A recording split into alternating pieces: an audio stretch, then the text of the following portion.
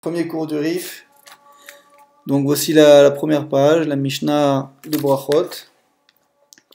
Pour ceux qui ne connaissent pas le Rif, on va expliquer vite fait. Ici nous avons la Mishnah, juste ici. Après le Rif reprend la Gemara. Et dans la Gemara, en fait, il vient et il en sort la halacha. Les commentateurs du Rif, nous avons Rashi. Certains disent que c'est pas Rashi, le même Rashi qu'on connaît. Toutefois, il y a certains rachis qu'on retrouve vraiment dans la Gemara, d'autres rachis qui ne sont pas dans la Gemara, qui ont été rapportés ici. Rabbeinu Yona, en ce qui concerne le traité de Brachot, c'est les élèves de Rabbeinu Yona. Le Hasagot Aravad, répond principalement sur des objections du Bala Maor. Voilà, ici le Bala Maor, la Maor Katan, qui beaucoup de fois n'est pas de la vie du Rif et vient, entre guillemets, attaquer le Rif. Donc voilà pour cette présentation, nous allons commencer la Mishnah. Mais Matai Korim et Shema Be'arvin. À partir de quand pouvons-nous lire le Kriyat Shema, la lecture du Shema le soir? Misha Shakwanim Nirtasim Lechol Betrumatan. À partir du moment, à partir de l'heure où les Kohanim, les prêtres, rentraient dans le temple pour manger leurs offrandes. Ad Sof Ashmura Rishona. Jusqu'à la fin de la première Ashmura, on expliquera qu'est-ce que c'est que cette Ashmura. Divrei Rabbi Eliezer. Donc ça, c'est l'avis de Rabbi Eliezer. Vechachamim omrim ad chatzot. Vechachamim nous disent, nos sages nous enseignent jusqu'à la minuit. Chatzot, donc comme j'ai écrit dans les commentaires, chatzot c'est pas vraiment minuit, on va la traduire par la minuit. On prend la nuit, on la divise en deux, c'est la moitié de la nuit. Rabban Gamliel Omer, Hachéala Moudachachar. Et Rabban Gamliel, notre maître Gamliel, nous enseigne que c'est jusqu'à l'aube. Ok, donc voilà pour cette Mishnah. Nous avons donc. La Mishnah pose la question à partir de quand nous pouvons commencer à lire le schéma. Sur ça, il semblerait qu'on n'ait qu'un seul avis, que tout le monde soit d'accord. À partir du moment où les prêtres rentraient pour manger leurs offrandes au temple. Ici on nous explique que ils étaient impurs et donc pour se purifier ils devaient aller au mikvé et attendre que le jour passe. Et donc à ce moment-là ils pouvaient rentrer et prendre et manger leurs offrandes. Le korban qu'ils devaient amener n'était pas obligatoire pour manger les offrandes en fonction de leur impureté. Ils pourront emmener un korban le lendemain. C'est suffisant. Atsof Hashmura Rishona. Sof Hashmura Rishona, on nous explique ici que c'est en fait la nuit qui sera divisée en trois. Et donc c'est la fin du premier tiers de la nuit. Et ça c'est Rabbi Eliezer. Donc Rabbi Eliezer nous dit Atsof Hashmura Rishona. Et Chachamim, nos sages, nous disent jusqu'à minuit. Et Rabban Gamliel nous dit jusqu'à l'aube. À partir de quand il semblerait que, a priori, il semblerait qu'il n'y ait pas d'avis, de controverse sur ce sujet-là.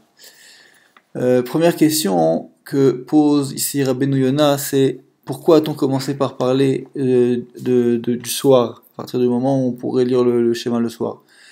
On se doit de lire le schéma 2 fois par jour. Une fois le soir, une fois la journée, ou bien une fois la journée, une fois le soir. Tout dépend comment on voit les choses. Et ici, la Mishnah a préféré d'abord nous enseigner le soir avant le jour. Sur ça répond ici Rabbeinu Yona que c'est l'ordre du verset. Dans le Kriyat Shema, on nous dit Veshinantam levanecha vedibarta bam beshiftecha beveitecha ulertecha vaderech uvshorvecha uvkumecha. Uvshorvecha c'est quand on est couché, uvkumecha c'est quand on se lève. Donc l'ordre du verset nous dit d'abord quand on est couché, après quand on se lève. C'est aussi comme ça qu'il y a écrit dans la première paracha de la Torah.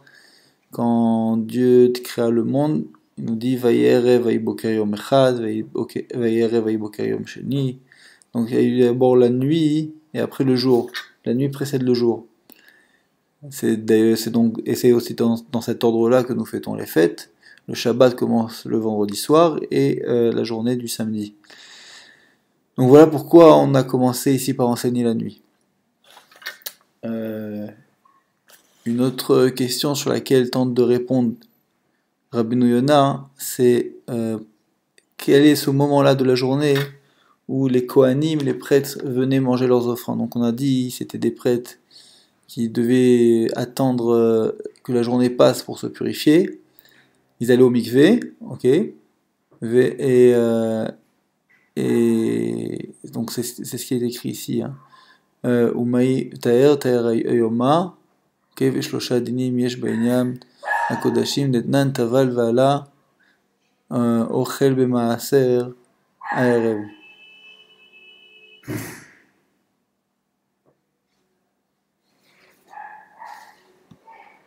Non, excusez-moi, dans 2 secondes, c'est pas ici. שזהו יציאת כוכבים נכתיב גבי תרומה ובא השמש ותאר. כן, היינו ביאת אורו לגמרי. Ok, donc il nous enseigne que ce moment-là, c'est quand les étoiles sont sorties. Et pourquoi? Parce qu'on nous enseigne qu'il faut attendre que le soleil passe. Ok, le soleil passera une fois que on sera sûr en fait que la journée sera passée une fois que les étoiles sortiront. Donc ça c'est pour à partir de quand?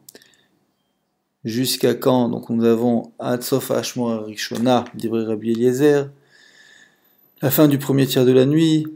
Chachamim nous disent jusqu'à minuit et Rabban Gamliel nous dit jusqu'à l'aube. 3 avis ici. Pourquoi ces 3 avis? Donc justement ces 3 avis se basent en fait nous avons que 2 avis ici. Nous avons un avis de Rabbi Eliezer et un de Chachamim et Rabban Gamliel. On verra que c'est en fait la même décision que Chachamim et Rabban Gamliel ont la même décision.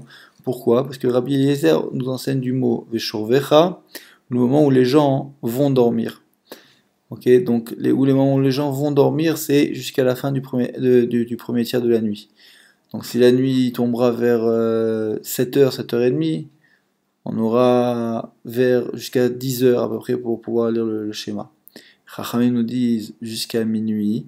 Pourquoi? Parce que eux ils apprennent, et Rabban Gamliel, parce que eux apprennent Beshorvecha le moment où les gens sont en train de dormir.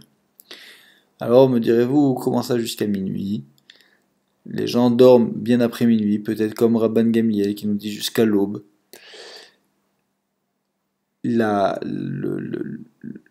Rabban Gamliel et Chachamim en fait ne sont pas d'accord, pas sur la façon dont ils apprennent de Beshorvecha, ils apprennent effectivement de la même façon. Beshorvecha c'est le moment où les gens dorment, seulement Chachamim sont venus, ils ont mis une limite à l'ordre de la Torah, au commandement de la Torah de lire le schéma, pour pas que les personnes soient amenées à transgresser ce moment-là, à le passer, et arrive le jour et ils n'ont toujours pas lu le schéma. Donc ils sont venus mettre, si on veut, une barrière à la minuit, pour dire voilà, vous avez jusqu'à minuit. Mais d'après la Torah, vraiment, ils auront toute la nuit pour le lire. Et sur ça, Rabban Gamliel ne pense pas qu'il faille mettre une barrière. La barrière n'existe pas, et donc ils auront jusqu'à l'aube. Voilà, juste pour cette explication de la Mishnah. Ce qui est intéressant de voir aussi ici, sur le même sujet, c'est le Rashi qui est ici, qui nous dit qu'apparemment, avant les gens ont prié Arvit, prié la prière du soir, quand il faisait encore jour. On peut commencer la prière du soir à partir de Plaga Mincha. Ok. Mais nous dit Rashi que on ne sera pas acquitté de la lecture du soir à Plaga Mincha. Alors, il pose la question, Veim Tomar ici. Lama Koreota Bebet Knesset. Pourquoi on la lit à la synagogue si c'est comme ça, si on ne peut pas s'acquitter? Pourquoi on doit prier? Alors, on n'a qu'à faire juste la prière, la Hamida, et puis c'est tout. Pas besoin de faire le schéma. Nous répond Rashi qui est la mode Betfila Mitor d'Ivre Torah. En fait, c'est pour quand on commence notre prière, on commence avec des paroles de Torah. Va'achi tania bebraita, des brachot Yerushalmi. C'est comme ça qu'on nous a enseigné dans le traité brachot de Yerushalmi. Leficha chova alenu likrota mishetarcher.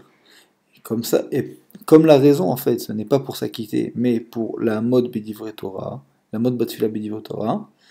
Ok, donc commencer sa prière avec des paroles de Torah, comme on dit par exemple à Mincha, on dira Shrei Yoshve Betecha. Donc on ne peut pas, donc la raison ce n'est pas de s'acquitter le soir, alors on devra le relire le schéma Mishet Tarcher quand il fera nuit. Et nous apprend ici Rashi Bekriyat Shema Perek Rishon Shadam Kore Al Mitato Yatsa. Le schéma que l'on dira avant d'aller dormir, juste le premier perek, le premier paragraphe du schéma Ve'aya Im Shamoa, ça suffira pour nous exempter de la lecture du schéma la nuit. Sur ça, Tosfot n'est pas d'accord. Ici, on verra aussi que Rabbeinu Yona non plus n'est pas d'accord. Tosfot, il dit qu'on ne peut pas s'acquitter du Kriyat Shema qu'on dit au lit. Pourquoi? Pour plusieurs raisons. D'abord, quand on fait la raison de ce Kriyat Shema, c'est pour faire fuir les mazikim. Ce n'est pas pour s'acquitter de l'obligation de la Torah de lire le schéma. Ensuite, il faut avoir une intention. Et donc, comme l'intention, c'est les mazikim, ce n'est pas bon. Il faut lire, le schéma Be'Ravofachad, avec crainte. Et quand on est au point de s'endormir, ce n'est pas toujours le cas. Donc sur ça, Tosfot n'est pas d'accord avec ce Rashi. Il dit il n'aura même pas besoin de le relire parce qu'il s'est déjà acquitté quand il a lu le schéma à Plaga Mincha. C'est-à-dire que quand il faisait jour, déjà, il s'est acquitté. Ici, Rabbeinu Yona nous donne aussi 3 raisons pourquoi une personne ne pourra pas s'acquitter du schéma. Okay, donc ici justement où vous voyez mon curseur, Aechad mipnei she'ota she'al mitato koreota achar achila veshtia. Une raison, c'est parce qu'on le dit après qu'on ait mangé. Okay. Donc après qu'on ait mangé, qu'on ait bu, et on ne peut pas s'acquitter de la lecture du schéma après avoir mangé et après avoir bu.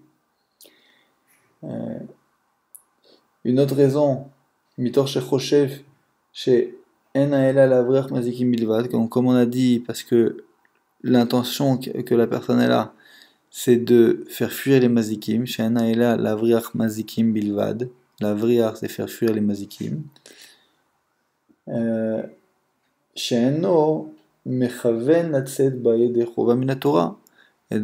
aussi qu'on ne pense pas s'acquitter de notre obligation de la Torah.